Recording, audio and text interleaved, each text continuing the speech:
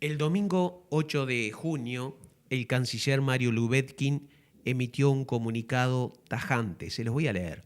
El gobierno de la República Oriental del Uruguay expresa su condena ante el atentado contra el senador de la República de Colombia, Miguel Uribe Turbay, acto de violencia política e intolerancia extrema que configura una afrenta injustificable a la democracia y a la libertad de expresión y pensamiento.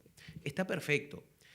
Aun cuando estemos y estamos a años luz de la ideología derechista del candidato, ahí lo tenemos, vamos a presenciar el momento en que atentan contra su vida, pero digo, aún cuando estemos en contra de sus ideas, el atentado del cual fue víctima merece nuestro más fuerte e indudable repudio. Ahora, ¿por qué cuando hablamos de atentados mortales contra un político no hay problema en usar la palabra condena, en este caso un precandidato presidencial de Colombia? Pero ¿por qué cuando hablamos de atentados mortales contra decenas de miles de personas, 70% niñas y niños, no se usa la palabra condena? ¿Vale más la vida de un político que la de 60.000 palestinos asesinados por el gobierno israelí? Y no lo estoy denostando, al contrario, repudio lo que van a hacer con él. Ahí en las imágenes se va a ver, ahí ocurre en este momento. Es repudiable. No creo que sobreviva y si lo hace va a quedar con secuelas. Tiene un proyectil alojado en el cerebro y un par de proyectiles más en otras partes, ¿no? Sé que por lo menos uno en el cerebro. Es repudiable. Pero repito, condenamos eso, bien. Pero ¿por qué se insiste en el caso de Palestina? ¿Por qué se insiste en hablar de guerra cuando es clara e indiscutiblemente un genocidio?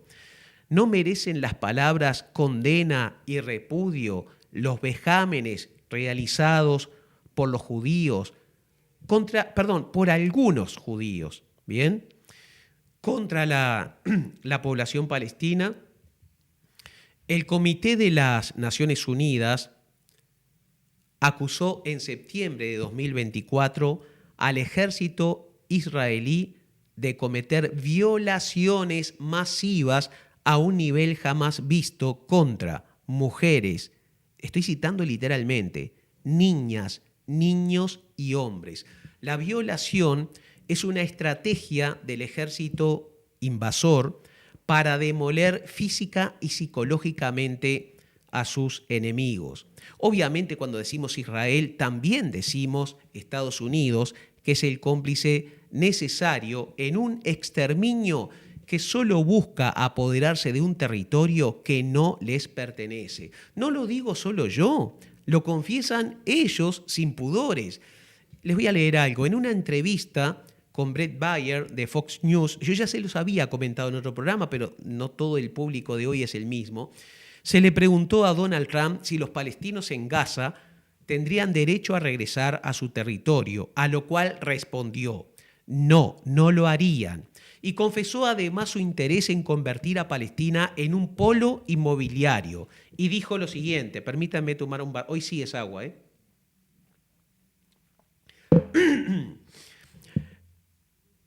Me han preguntado mucho sobre mi problema de la garganta. Cuando tenía, perdón que hable de mí, pero unos 20 años, recibí una gaseada, o sea, gases lagrimógenos, y décadas después descubrimos unas manchitas en uno de los pulmones. Me estoy tratando, lo lamento por mis adversarios, pero nada grave, sobreviviré. Vale, como decía, Donald Trump respondió: no, no regresarán. Construiremos allí ciudades seguras, un poco alejadas de donde están, un poco bastante, ¿no?, donde está todo ese peligro. Mientras tanto, yo, dijo Donald Trump, yo sería el dueño de todo esto. Lo dijo y no fue un escándalo mundial. Dice, piénsenlo como un desarrollo inmobiliario para el futuro. Sería un hermoso terreno, no se gastaría mucho dinero. Bueno, para terminar de perpetrar este plan, necesitan matar con bombas, hambre y pestes a todos los habitantes que puedan. Y a los niños que queden vivos, enviarlos a otros países que los van a recibir humanitariamente, solidariamente, para educarlos con una lengua, religión e ideas políticas occidentales. Por eso Israel no deja llegar ayuda humanitaria. Poné la foto de esta niña, por favor, Greta, que tiene más cojones que muchos políticos de diferentes partes del mundo, ¿no? Perdón por la expresión, más ovarios debí decir quizá, no sé. Israel ha bombardeado hospitales, ha hecho volar por los aires ambulancias, ha atacado barcos, ha detenido a esta chica y tiene a los palestinos en campos de concentración de la misma manera en que los nazis tuvieron a sus ancestros de los judíos obviamente, durante la Segunda Guerra Mundial. Por eso Israel necesita asesinar periodistas. Desde el 7 de octubre de 2023, Israel ha asesinado a 220 periodistas, porque no quieren testigos, aunque ya no les importa, esto viene en vivo y en directo, el exterminio, ¿no? Y esto no es que lo diga Enrique Ortega Salinas, no, es un informe de Naciones Unidas, 220 periodistas. Edmund Burke decía, el mal solo necesita para triunfar que la gente buena no haga nada. Y aquí cabe preguntarse, ¿qué está haciendo Uruguay? Decir, sostener o insinuar que el ataque de Israel a Palestina comenzó con el ataque de Hamás el 7 de octubre de 2023 es un atentado contra la inteligencia. Acusar de antisemitas o de estar a favor de Hamás, como ha hecho la embajadora israelí, a quienes nos oponemos al genocidio en Palestina es otro atentado contra la inteligencia. Justificar con dicho ataque la matanza indiscriminada que está realizando el gobierno supremacista de Netanyahu es como si, por ejemplo, un grupo de motonetistas asalte una perfumería en un shopping del centro de Montevideo. Y debido a ese delito, vamos al barrio de estos delincuentes y asesinamos a todo el mundo, hombres, mujeres, niños, viejos, indiscriminadamente. Es lo mismo. No hay ninguna diferencia. Como sea, jamás no es la causa, jamás es la consecuencia. Es la consecuencia de décadas de atropellos y humillaciones realizados por Israel. Pero además, jamás es creación del propio Israel. Vamos a remitirnos a las palabras del propio Netanyahu, dichas en el Congreso del Likud de 2019. Él dijo lo siguiente: cualquiera que quiera evitar la creación de un Estado palestino, o sea, primera cosa, está en contra del Estado palestino. Bien. Dice, cualquiera que quiera evitar la creación de un Estado palestino debe apoyar nuestra política de fortalecimiento del Hamás y de transferencia del dinero al Hamás. Hay videos, hay documentos con estas palabras.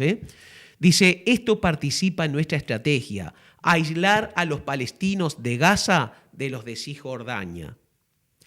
Por otra parte, hay un profesor uruguayo radicado en Israel, que es historiador, activista por la paz entre ambos estados, Gerardo Leibner, que al enterarse de la intención de nuestro gobierno de enviar ayuda humanitaria a Gaza, en principio leche en polvo y arroz, creo que más que nada tendría que enviar para los niños chalecos antibalas, sería mucho más efectivo. Pero este profesor publicó en Facebook una carta dirigida a nuestro presidente Yamandu Orsi. Y la voy a leer, es breve. No, por favor, no entendiste bien, presidente Orsi. El problema del hambre en Gaza no es porque falte ayuda humanitaria de países del mundo muchos más cercanos y ricos que el Uruguay.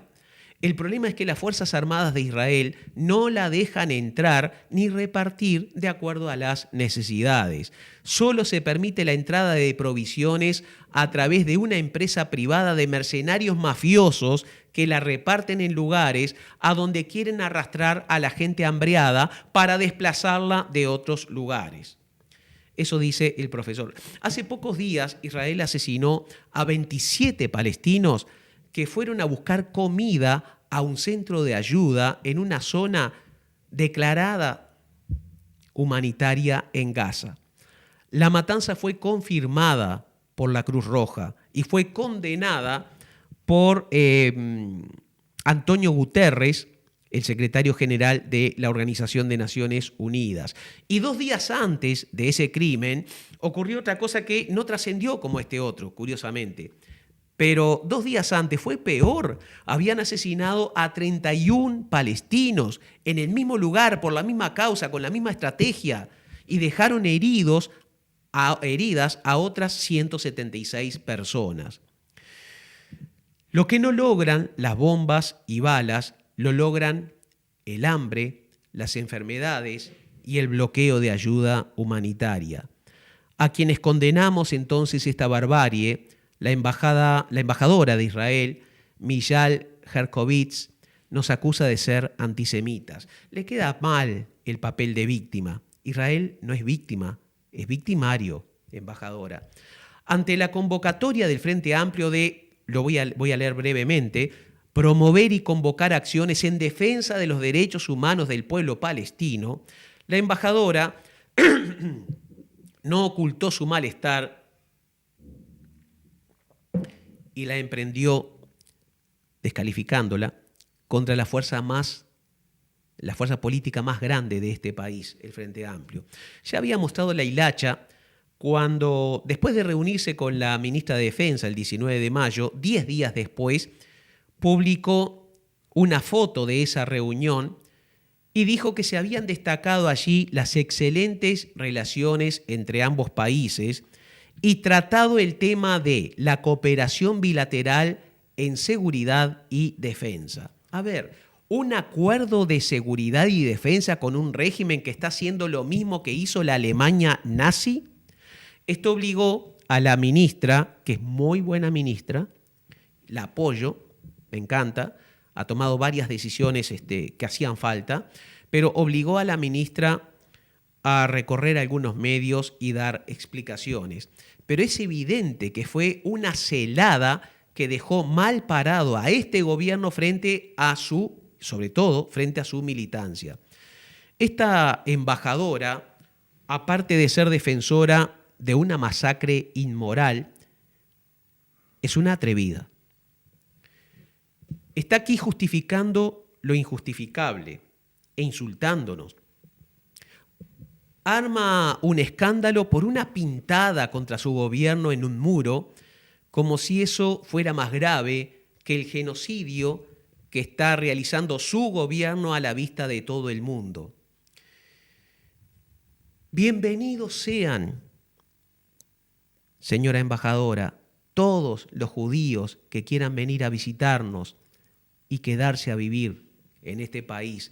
Lo que no necesitamos para nada son supremacistas. Y para que quede claro, tampoco queremos aquí terroristas del grupo Hamás, ni terroristas de Hamás, ni terroristas del gobierno israelí. Ellos, los de ambos bandos, los terroristas de ambos bandos, de su gobierno y de Hamás, que se queden lo más lejos posible. Yo sé que usted, embajadora, es una simple portavoz de Netanyahu, pero quédese tranquila. Aquí no la vamos a expulsar a balazos como hace su gobierno con los diplomáticos de otros países, incluyendo al nuestro. Bienvenida sea usted al Uruguay, señora embajadora. Tiene usted aquí, en este país, la oportunidad, la excelente oportunidad de acceder a una clase magistral de convivencia, tolerancia y pacifismo. Yo sé que estas palabras molestan, y molestan por algo muy sencillo. Noticia es algo que alguien en alguna parte, por algún motivo, no quiere que se sepa. Mi nombre es Enrique Ortega Salinas y junto con Germán Ávila, por todo esto y muchísimo más, estamos dando comienzo aquí y ahora a Palabras Prohibidas.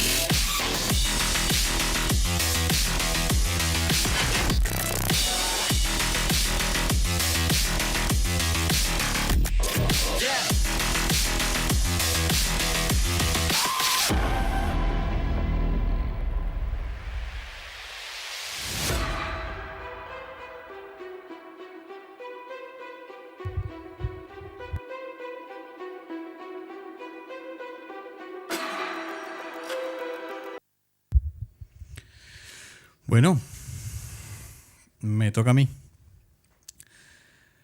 Quiero darles a ustedes un gran saludo, un enorme abrazo desde este lado del cristal. Muy buenos días, muy buenas tardes, muy buenas noches.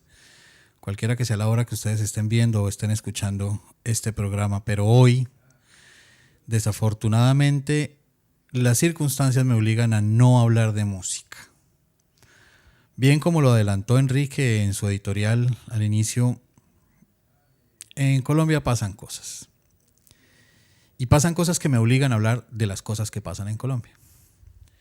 Eso que están viendo ustedes en pantalla ahora aquí, no sin antes evidentemente abrazarlos, darles las gracias por el apoyo, pedirles que compartan, que nos ayuden con un like, que nos ayuden compartiendo, que hagan recortes de este programa de las editoriales de Enrique. Si a alguien le gusta la sección de música también, bueno, etcétera, etcétera. Paso a contarles que quienes están viendo ustedes acá en esta pantalla, en este color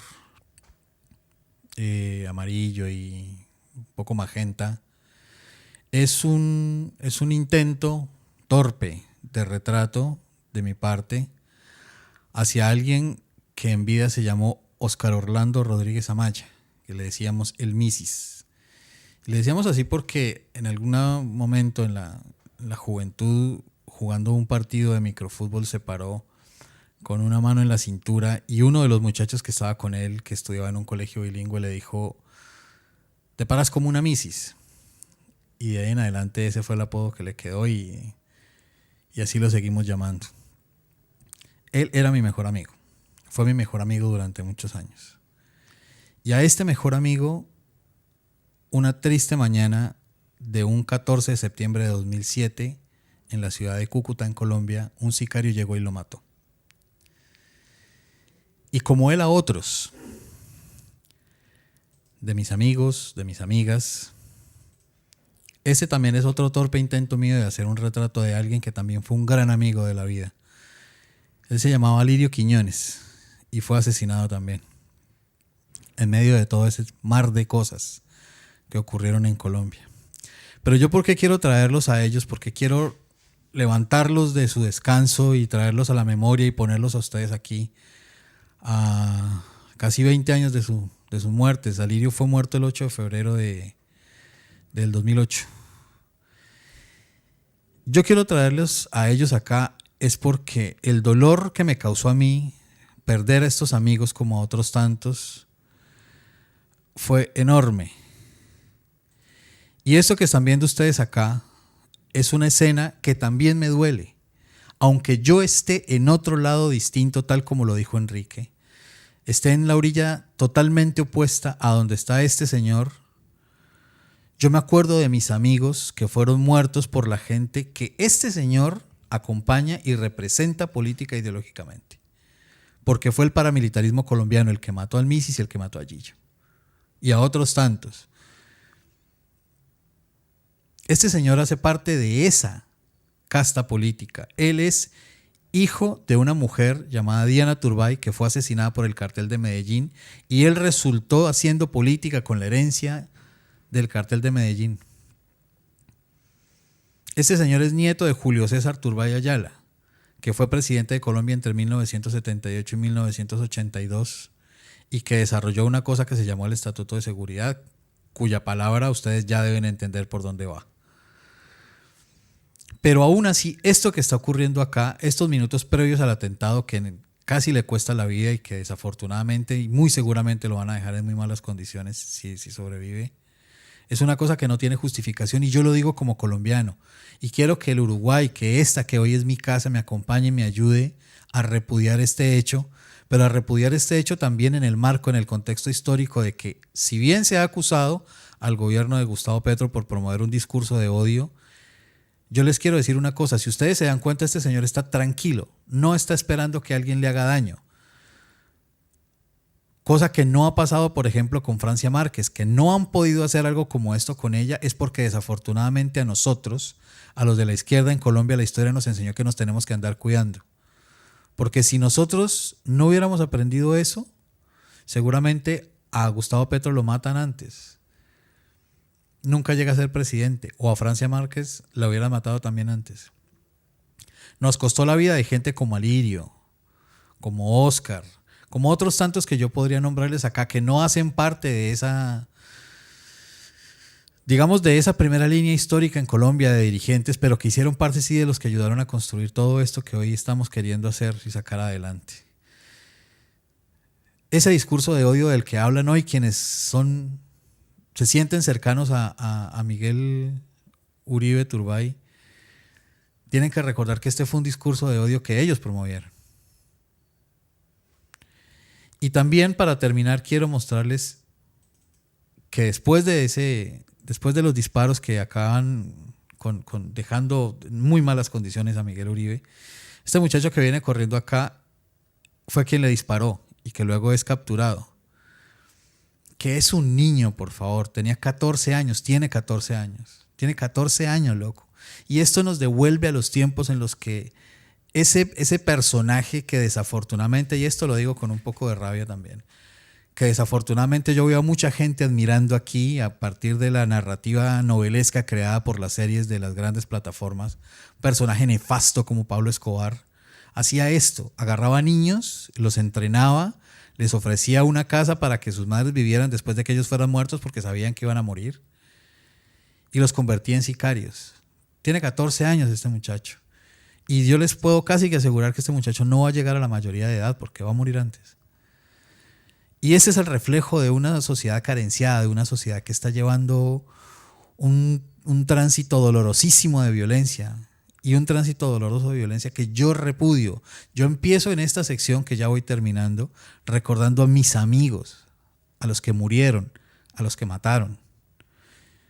Porque yo quiero, con ese sentimiento, diciendo que rechazo profundamente lo que ocurrió con Miguel Uribe. Profundamente, que no lo comparto, que no me alegra, que no me parece bien, que no lo quiero. Y que si ese señor y yo nos sentamos a debatir, yo lo quiero vivo, entero, consciente, para que él me diga lo que piensa y yo le digo a él lo que yo pienso sobre él, sobre su historia, sobre su familia. Y que después de eso él se vaya con la tranquilidad de que no le va a pasar nada y que ojalá yo hubiera podido hacer lo mismo. Si así fuera, viviría en Colombia todavía. Así que mi gente, en esta emisión no hay música. Yo estoy bastante compungido por esta situación. No porque hayan atentado contra un candidato de ultraderecha, sino porque yo no quiero que Colombia continúe repitiendo esa espiral de violencia. Y yo clamo, pido ayuda para que desde afuera quienes nos ven, quienes nos oyen, nos ayuden a tratar de que se generen, de que se continúen desarrollando las instancias en Colombia que nos posibiliten a nosotros un ejercicio transparente, pacífico de la violencia, el tesoro que existe en el Uruguay, no siendo el Uruguay un país que no sufrió, eso tampoco hay que tenerlo, tampoco hay que perderlo de vista. El Uruguay sufrió muchísimo, muchísimo. Pero es un país que ha logrado reponerse de muchas de sus heridas y ha logrado construir una institucionalidad democrática ejemplar que hay que defender. Hay que defenderla. Hay que defender esas instancias de encuentro que se tienen en este país porque no en todas partes es así y a veces parece que se nos olvide. Así que yo me despido por este rato, luego vamos a intercambiar la lectura de los tweets con Enrique. Con este mensaje, un mensaje un poco triste, sí, la verdad un poco triste.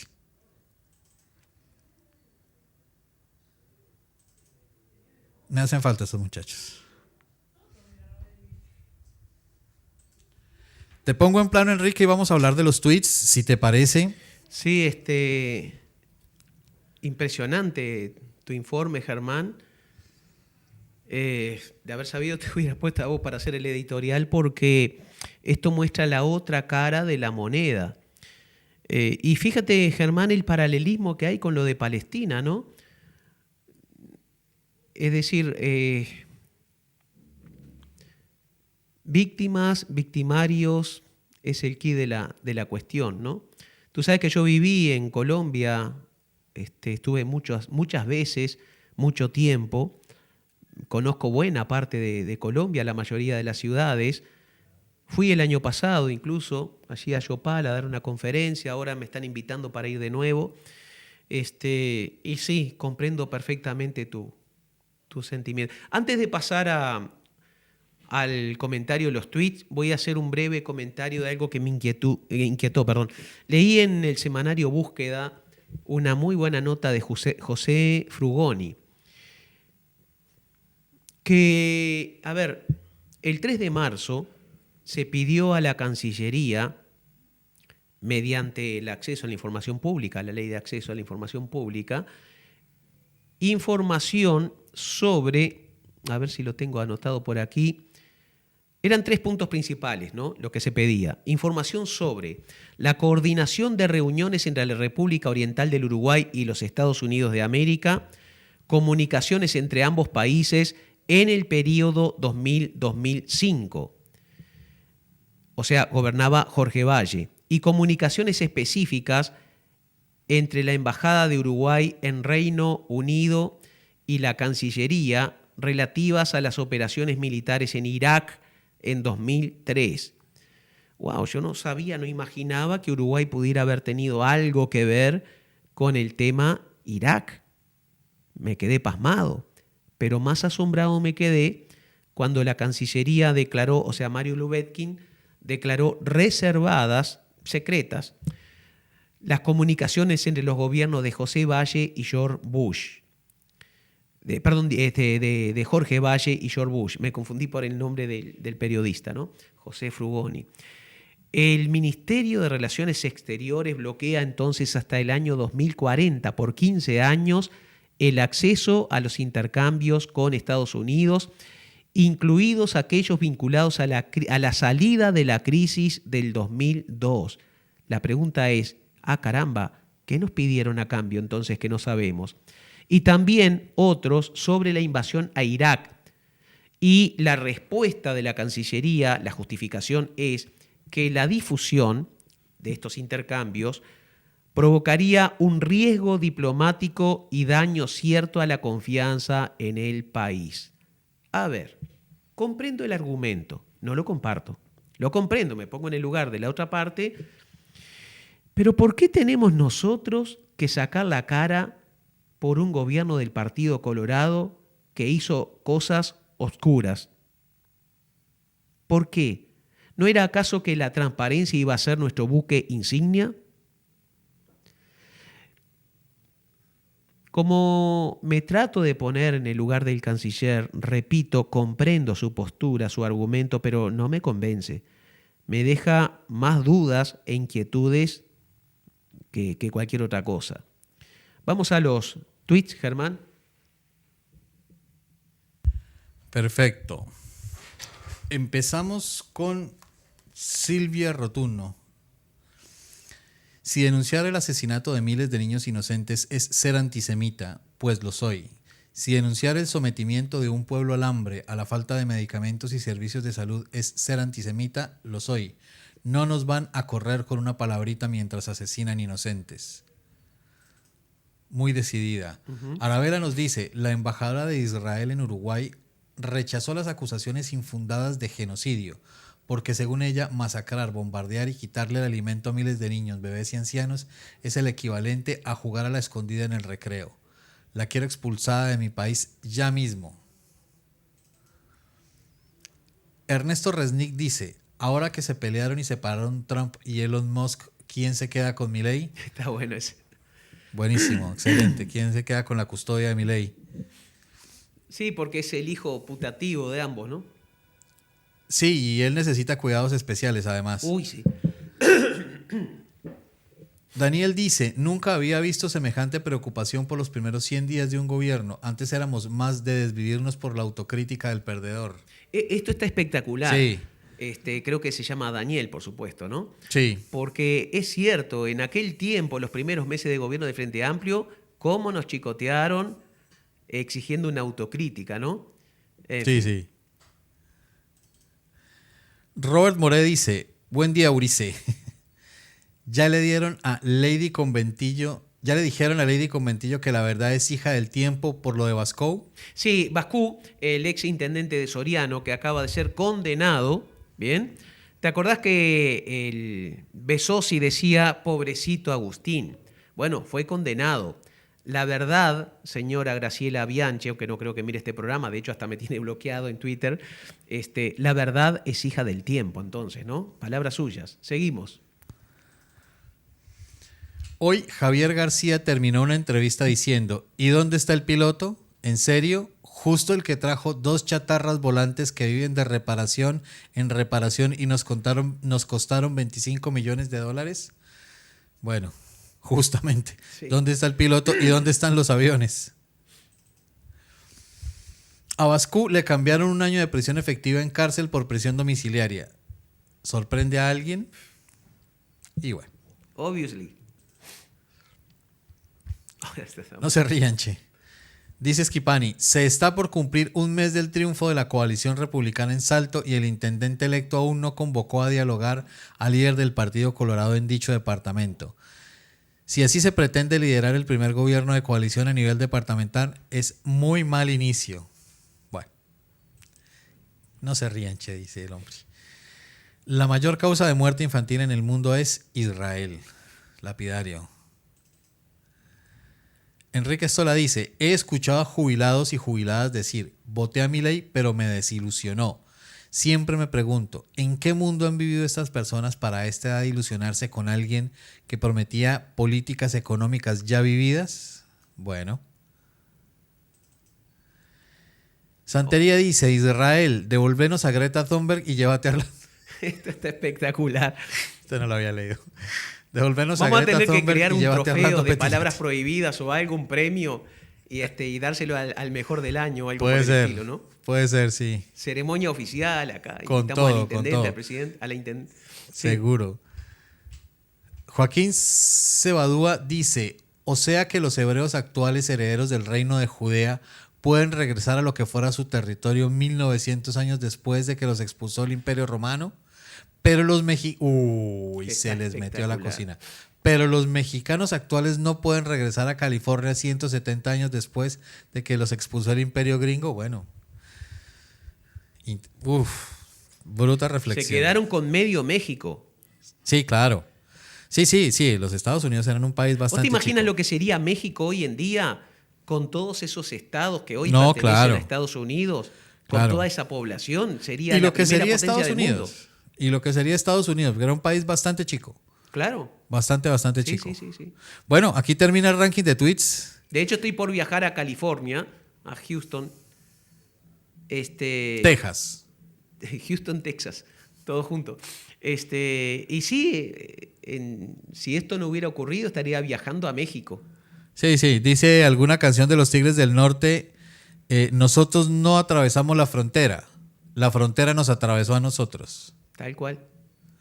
Bueno. Bien, para despedirnos, Germán, te propongo ilustrar con videos breves sobre, y lo vamos comentando si hace falta, en el caso de que haga falta, sobre lo que está ocurriendo en Estados Unidos. Supuestamente la madre de todas las democracias, la reina de las democracias, la democracia más grande del mundo. Allí Donald Trump, bueno, miren, esto es hermoso. Perdón, no estoy festejando la violencia, es hermoso por otra cosa. La pregunta es, ponelo de nuevo si podés a ese. Ahí va a dar la vuelta. Vale. Porque les quiero hacer una pregunta. Repito, no estoy de acuerdo con esto. Tampoco estoy de acuerdo con lo que está haciendo la policía y los marines, inclusive, con los que protestan. La pregunta es, ¿se imaginan qué pasaría qué habría pasado con este hombre si fuera negro? Escriban en los comentarios, por favor, la cantidad de balazos que creen que recibiría. No, claro. No, lo cosen a tiros. Ahí no hay otra. Lo cosen. De hecho, creo que no habrían llegado siquiera a la instancia de las trompadas. O sea, lo habrían tenido. Sí, claro. Ya, claro. No, ni para qué decirlo. Bueno, esto es una normal de esos que nunca faltan, que se pone a atropellar gente, a manifestantes. No sé qué clase de supremacista, capaz que estaba drogado. O qué. Hay gente que no precisa drogarse, ¿eh? Hay fanáticos en todas partes del mundo, de cualquier ideología, debo decir. Sí. Y ahí masacró a mucha gente. Lamentable. Poca cosa en la hay vida. gente con banderas de Palestina. Imagínate. Era una manifestación pro-Palestina y por eso les ataca. Y fue directo al de la bandera, si te fijas. Te decía que poca cosa más democrática en este mundo que la estupidez. Sí, exacto. Bueno, yo estoy en contra de esto que se está haciendo porque una piedra tirada así desde un puente, yo no me acuerdo en qué país estaba, creo que acá en Uruguay, pero no estoy seguro porque he vivido en muchas partes, pero unos adolescentes, sin tener conciencia de lo que hacían, tiraron una piedra y mataron al conductor porque se multiplica la fuerza por la velocidad, por la caída y tal. Bueno, obviamente que esto no lo apoyamos, pero tampoco apoyamos la represión. O sea, esta es la consecuencia de lo que hace Donald Trump contra los inmigrantes. Hay un tema ahí, Enrique, y es que esto que efectivamente son manifestaciones de violencia que ni las apoyamos ni las impulsamos. No, porque además es lo que el gobierno quiere que suceda. No, y es una desafortunada acción-reacción. O sea, cuando un Estado se va en contra de su población, porque más allá de su estatus migratorio es indispensable entender que hay un volumen gigantesco de la economía estadounidense que ha sido construida desde la migración ilegal, además. Porque eso, y lo digo porque lo conozco. Claro, ellos quieren sacar, Germán, permitime el paréntesis, a una parte, no a todos, porque ellos necesitan mano de obra barata. No, totalmente de acuerdo, pero es que es tan hipócrita que allá se es ilegal para tener derechos laborales porque finalmente es para eso, para que les paguen lo que les da la gana, pero no se es ilegal, por ejemplo, para acceder a créditos. O sea, un inmigrante ilegal no puede tener cobertura o un seguro médico como es debido, o no puede tener derechos laborales, o no puede tener prestaciones sociales, digámoslo así, como trabajador, pero sí puede acceder a créditos para comprar cosas, principalmente vehículos. Eso. Entonces, cuando un Estado lanza en ristre de esa manera en contra de su población, bueno, esto es lo que desafortunadamente ocurre. No lo sabía, no sabía ese detalle. Sí. Hoy la verdad que te has lucido, Germán. Este video es interesantísimo, coméntalo. Vamos a aclarar. Estos dos hombres le están respondiendo a una policía latina, ¿bien? Latinoamericana, que trabaja de policía en Estados Unidos y está reprimiendo a los inmigrantes que están manifestando en contra de la política de expulsión de Donald Trump. Expulsión, pero además violando todos los derechos humanos, ¿no? ¿Qué pasaría si esto ocurriera en Venezuela? Me pregunto. Todo el mundo estaría invadiendo ahí con aviones y bombas a Miraflores. No, no, no, no, no, no, no, no. No, eso ni qué decir, no, Y por fíjate lo supuesto. que dicen, ¿no? No sé si eso tiene audio o qué, pero ahí se puede leer. No, no, es mejor leerlo. Sí, sí, sí, sí, sí. Ahí en los subtítulos está bastante claro lo que le dice este señor Perfecto. a la policía. Seguimos.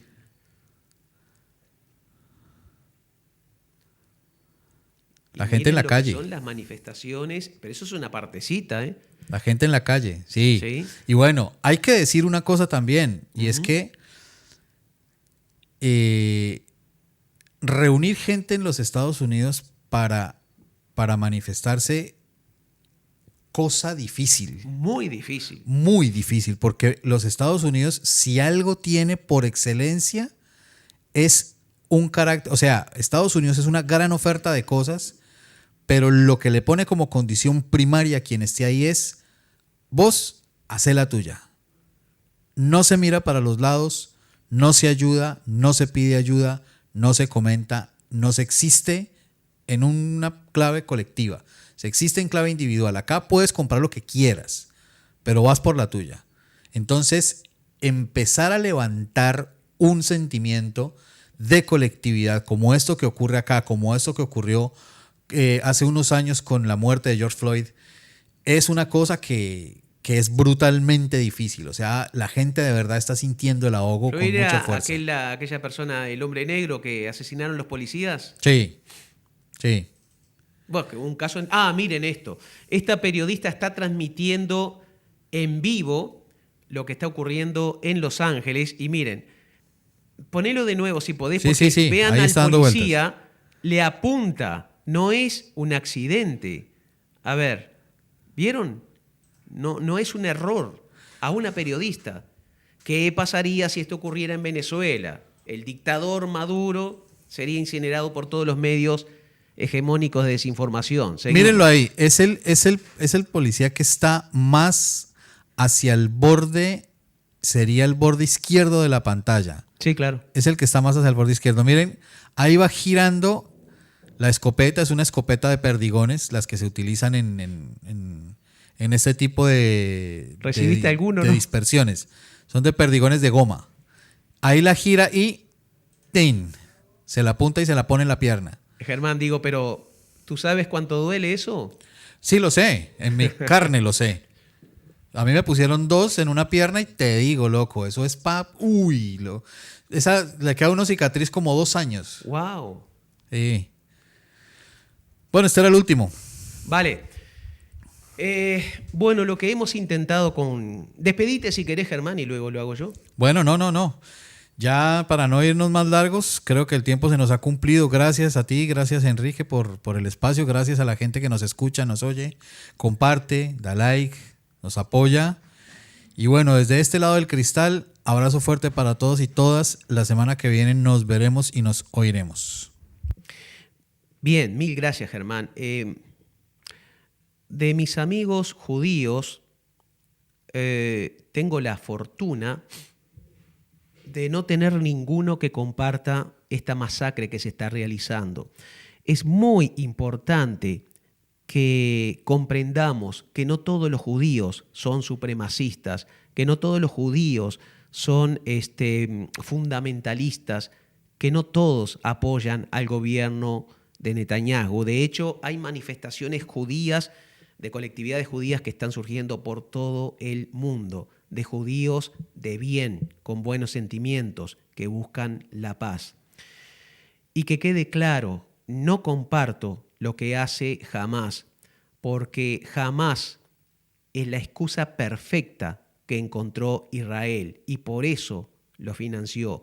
No nos dejemos engañar, no veamos esta película en blanco y en negro, pero eso sí, no nos comamos la peor de las mentiras, de que estar en contra del genocidio es ser antisemitas y de que Israel es la víctima. No, en este momento Israel es el victimario.